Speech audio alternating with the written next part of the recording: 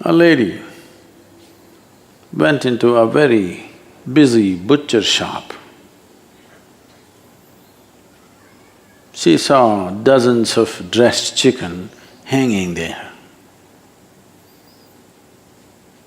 She went there, lifted a leg and smelled, lifted another leg and smelled, lifted a wing and smelled. Like this she went on from chicken to chicken.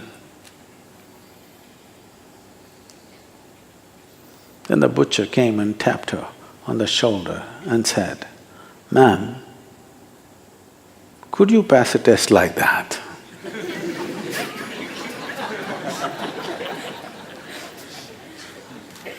You won't.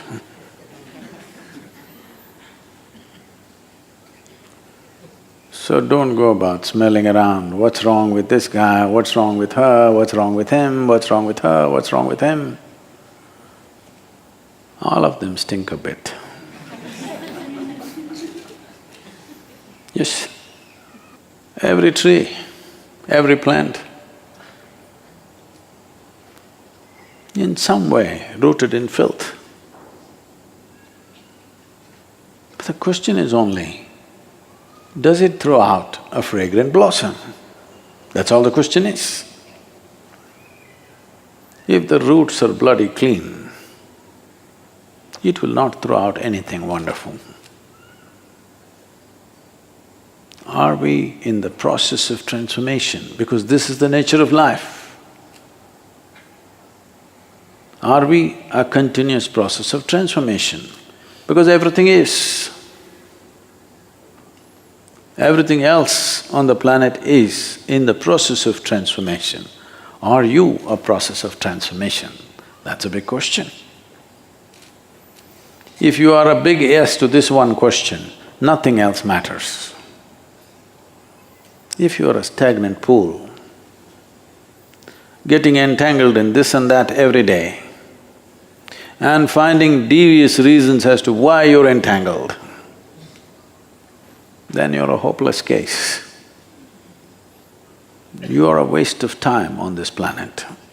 When I say waste of time, I'm saying a wasted life because your life is just time. Some other creature could have lived. A grasshopper would have hopped around with more joy than a devious human being. Yes or no? We could make 1,000,000 grasshoppers or butterflies out of you for the same body weight. Yes or no? If you're not capable of something better than every other creature, we have no business because we are a bloody expensive life. Yes or no? We are a very expensive life, expensive in every way. To eat, sleep, to walk, how many arrangements we need? Yes or no? From footwear to clothes to buildings to… how many arrangements?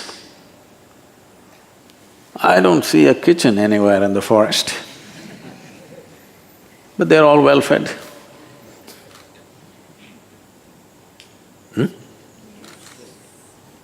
Now did you see the elephant walking with shoes? Very expensive life. For so much expense, this must do something better than every other creature can do. We as a species, as a human race, have done many terrible things, many wonderful things also. But for every wonderful thing we do, we have at least one terrible thing to show, if not more. Spiritual process means just this, that every day you keep subtracting your terrible things. A terrible thought, a terrible emotion, a terrible word, a terrible action, every day, one a day. You'll be doing great in a month or two. Am I underestimating you? That I believe you have only 30 terrible things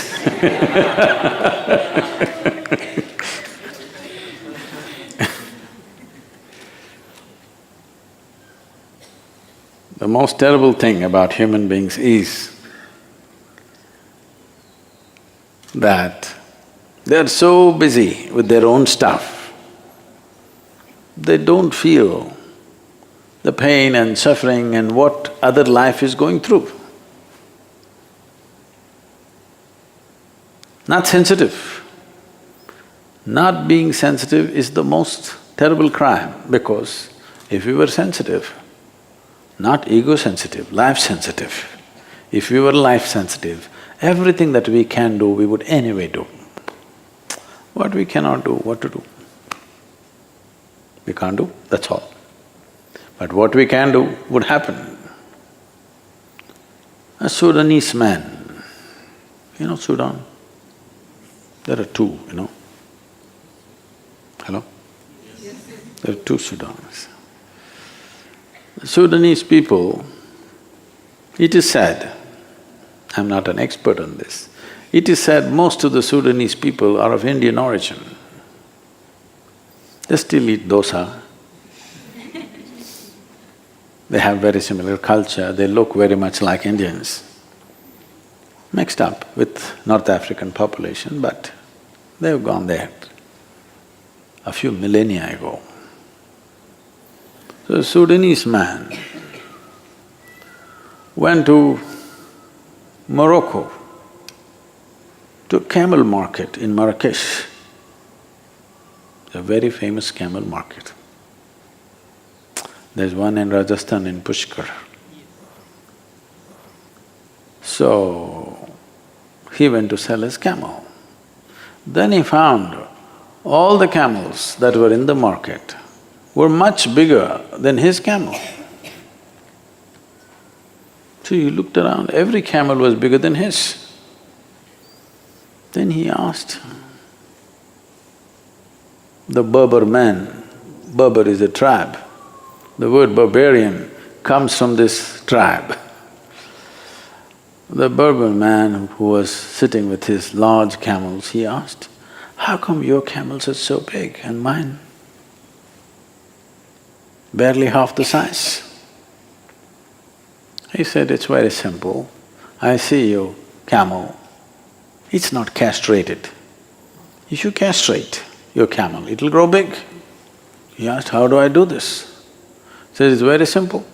Take 2 bricks and smash the testicles of the camel, and after that it'll grow very big. Won't it hurt? He asked. He said, not at all, I'll show you. And he brought one camel, took 2 bricks and smashed it. The camel screamed in pain and ran. This Sudanese guy asked, but you said it won't hurt. Well, it only hurts if you get your finger between the bricks.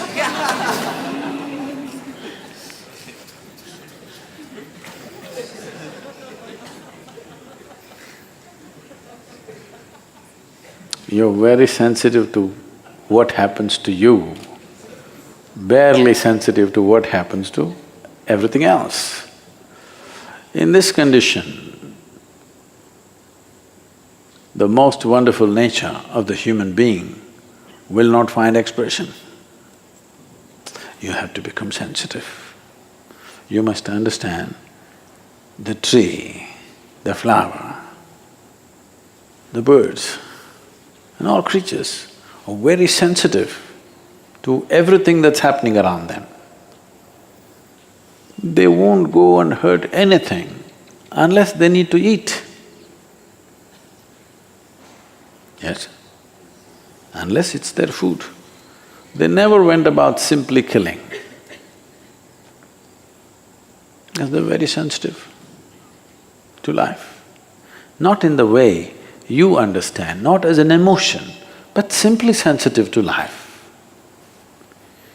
Never did this tree branch come down and knock any of you down during a darshan.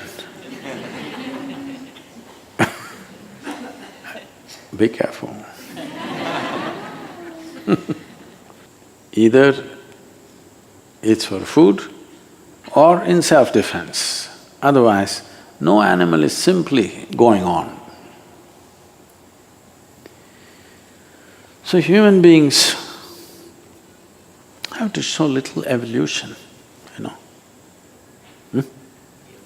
We have to show little evolution, little more evolution than the other creatures which are on the force. At least like our nearest of the, our nearest relatives. At least that much. Yes, I know. In the world there is competition for resource, there is competition for everything. And some friction will happen here and there. I am not innocent of those things. But I want you to at least eliminate the friction that happens within you, though you have nothing to gain. Is it happening or no? Simply, you smelling every chicken, but you yourself won't pass the test.